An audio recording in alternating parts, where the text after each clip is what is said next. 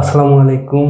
আজকে যেটা সেমিফাইনাল খেলা চলছে, সেই সেমিফাইনাল খেলায় খুলনা টাইগার্স এবং চিটাগং কিংস যেটা খেলতেছে, এটা আসলে চিটাগং কিংস যে দারুণ বোলিং করছেন, তাদের পাওয়ার প্লেতে যে চার চারটা উইকেট নিয়ে গেছেন সবাই।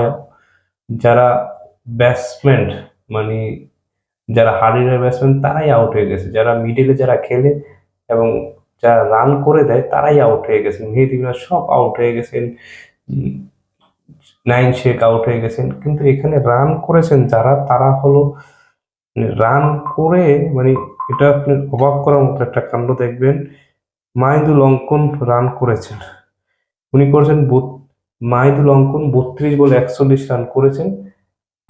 হেড মায়ার রান করেছেন আপনার 33 বলে 63 রান করেছেন এবং অসাধারণ একটা ইনিংস। তারা যদি না খেলতো তাহলে কিন্তু এই ম্যাচটা, এই 164 রান কখনই হইতো না, 165 রানের টার্গেট জীবনও দিতে পারতো না খুলনা টাইগার্সের আজকের যে ব্যাটিং ধারাবাহিকতায় কেউ দাঁড়াতে পারে না। সবাই চিটাগং কিংসের বলারের সামনে কেউ দাঁড়াতে পারে না। সবাই 0 রান আউট হয়ে 2 রান 3 রান 4 রান করে আউট হয়ে গেছেন।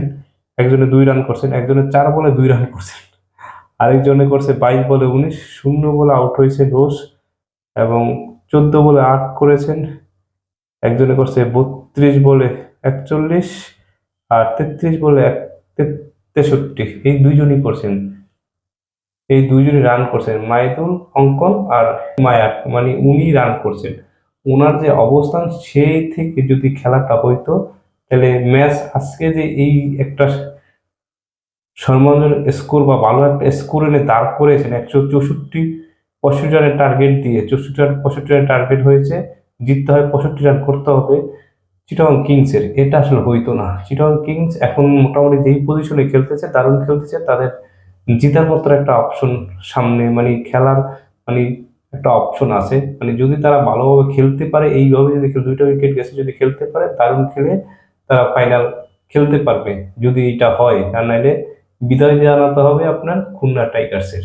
কারণ আপনার কমেন্টে জানান যে খুলনা টাইগার্স কি জিতবে ম্যাচটা, না চিটাগং কিংস জিতবে। চিটাগং কিংস কিন্তু এখন মাঠে নামতেছে, ভালো খেলতেছে, মোটামুটি যেভাবে আছে 2টা উইকেট যাওয়ার পরে দারুণ একটা ইনিংস খেলার চেষ্টা করতেছে।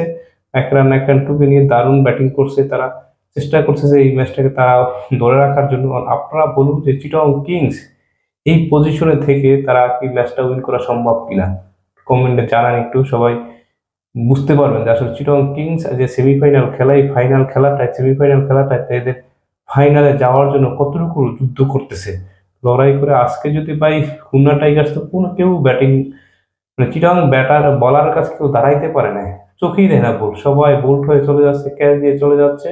লাস্টে মাহিদুল অঙ্কন আর একটা ইনিংস খেলে, তারা দুইজনে একটা ইনিংস খেলে সুন্দর একটা রান স্কোর দিয়ে গেছেন, মানে স্কোর বোর্ডে একটা সুন্দর রান দাঁড় করিয়েছেন সবাই মিলে। যে সবাই 2 রান 3 রান 12 রান করে আউট হয়েছেন, 0 রান আউট হয়েছেন, এতে কোনো কাজে লাগাতে পারে। পরে দুজনেই যা কাজে লাগিয়েছে, দারুণ একটা ম্যাচ তাও খেলেছেন।